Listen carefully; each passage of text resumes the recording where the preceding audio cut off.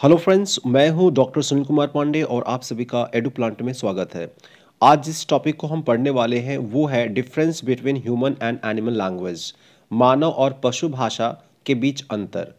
ये क्वेश्चन हमेशा term and examination में पूछा जाता है और साथ ही साथ ये जो टेबुलर फॉर्म में आपको मैं नोट प्रोवाइड करवा रहा हूँ और जो एक्सप्लेनेशन मैं दूंगा, अगर आपने इसको अच्छे तरीके से समझ लिया तो ये आपके टर्म एंड एग्जामिनेशन के साथ साथ आपके अलग जो कॉम्पिटिटिव एग्जाम्स होते हैं, सी टेट है, एस टेट है, इसमें भी ये काम आने वाली चीज़ है। तो चलिए देख लेते हैं टेबुलर फॉर्म में ये डिफरेंस है क्या। एक कॉलम में आपको मिलेगा बेसिस ऑफ कंपैरिजन, तुलना का आधार, दूसरी तरफ ह्यूमन लैंग्वेज और थर्ड कॉलम जो होगा वो है एनिमल लैंग्वेज के बारे में। हम अलग अलग बेसिस पर इन दोनों लैंग्वेज को, ह्यूमन लैंग्वेज और एनिमल लैंग्वेज को कंपैरिजन करेंगे। डुअलिटी ऑफ पैटर्निंग की अगर हम बात करें तो ह्यूमन लैंग्वेज में जो मनुष्यों की ध्वनियाँ होती हैं वो अलग अलग वाक्यों में, अलग अलग शब्दों में परिवर्तित किया जा सकता है, लेकिन अगर हम एनिमल लैंग्वेज की बात करें तो उनमें ऐसा कोई अल्फ़ाबेट या कोई सिंबॉलिक सिस्टम नहीं होता है जिसको कि वो अलग अलग पैटर्न और अलग अलग शब्दों को गढ़ने में कर सकते हैं। ये है पहला डिफरेंस। दूसरा, अगर हम देखें क्रिएटिविटी की बात करें तो ह्यूमन लैंग्वेज में बहुत ज़्यादा क्रिएटिविटी है। कभी भी कोई भी व्यक्ति लैंग्वेज के अंदर अपनी इनपुट, अपना एक क्रिएटिविटी डाल सकता है, जबकि एनिमल लैंग्वेज में क्या है कि वो कोई क्रिएटिविटी नहीं डालते हैं।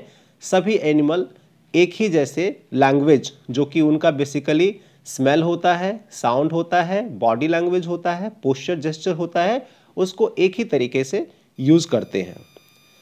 डिस्प्लेसमेंट ये खासियत है ह्यूमन लैंग्वेज की।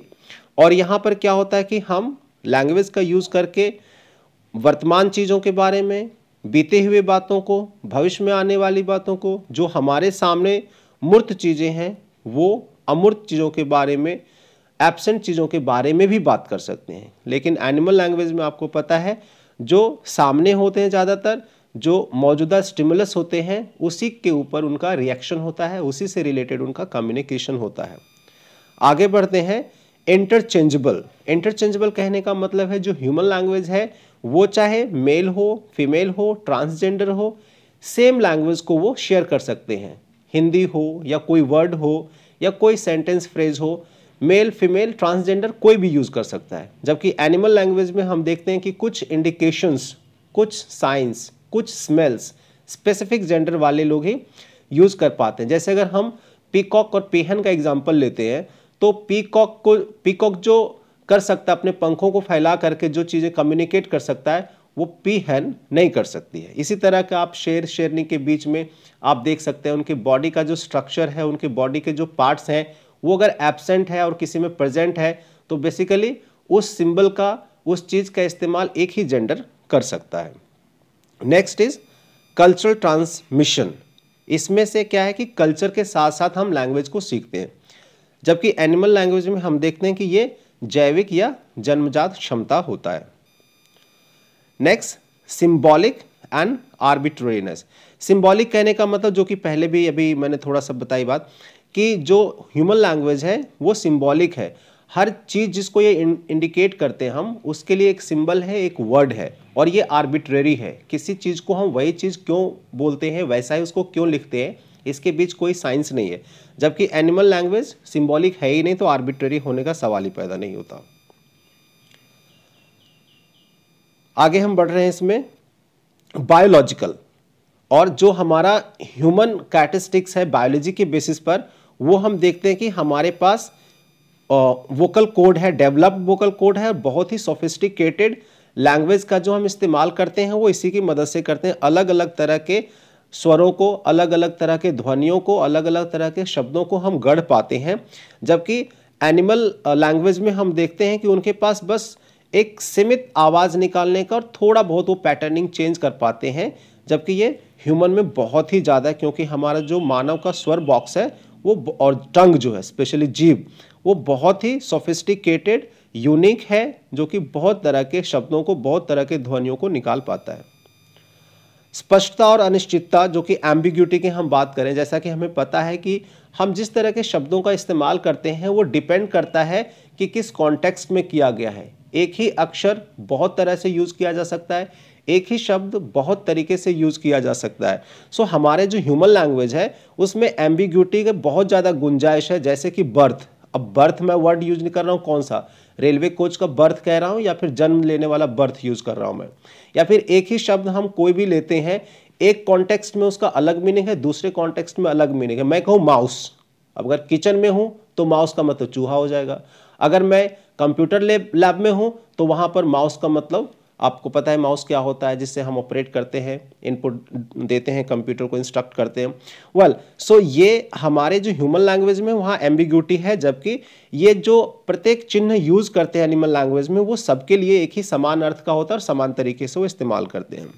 विविधता, आपको पता है कि मानव भाषा जो है वो शब्दों को लेकर के अनंत विचारों में व्यवस्थित कर सकती है। बहुत तरह के वैरायटी है, हर एक जो ह्यूमन लैंग्वेज जो है उसमें से अलग अलग तरह के हम वैरायटी ला सकते हैं, अलग अलग शब्द, अलग अलग तरह के वाक्य हम रच सकते हैं। जबकि जानवरों के पास जो है वो सीमित संयोजन है, वो उनको उपयोग करने में limited words, limited science, limited smells, limited body posture और जेस्चर का यूज कर पाते हैं।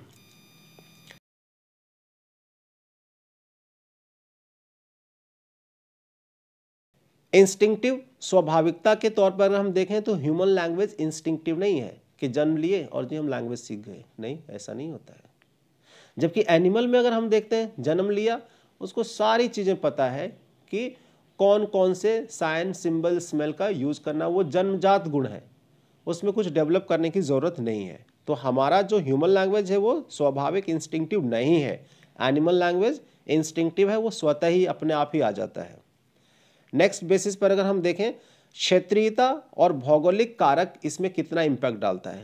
ह्यूमन लैंग्वेज में बहुत ज़्यादा इम्पैक्ट डालता है, क्योंकि ये रीजन टू रीजन लैंग्वेज में चेंज आ जाता है। सेम लैंग्वेज होगा तब भी आप 2-4 किलोमीटर दूर एक स्टेट से दूसरे स्टेट में अगर चले जाएं तो वहाँ पर लैंग्वेज का बहुत बड़ा डिफरेंस आ जाता है।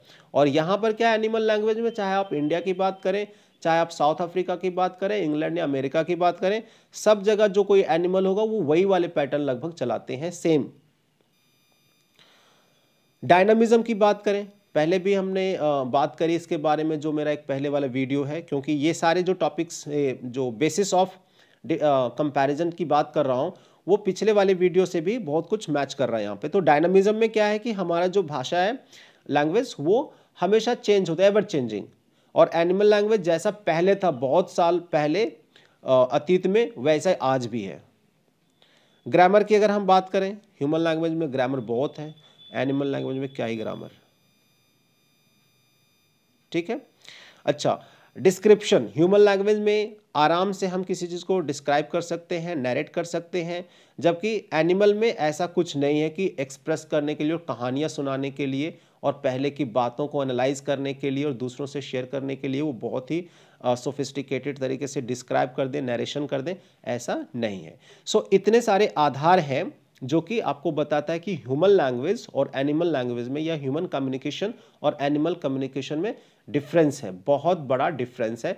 तो इन सारे पॉइंट्स को अगर आप ध्यान से एक बार दोहरा लेंगे तो आप चाहे कोई भी एग्जाम हो, टर्म एंड एग्जामिनेशन में आप लिखिए, अच्छे मार्क्स आएंगे। आप सीटेट की तैयारी कर लीजिए, एसटेट की तैयारी कर लीजिए, कॉम्पिटिटिव एग्जाम्स की तैयारी कर लीजिए, ये टेबल बहुत ही उपयोगी होने वाला है। Thank you.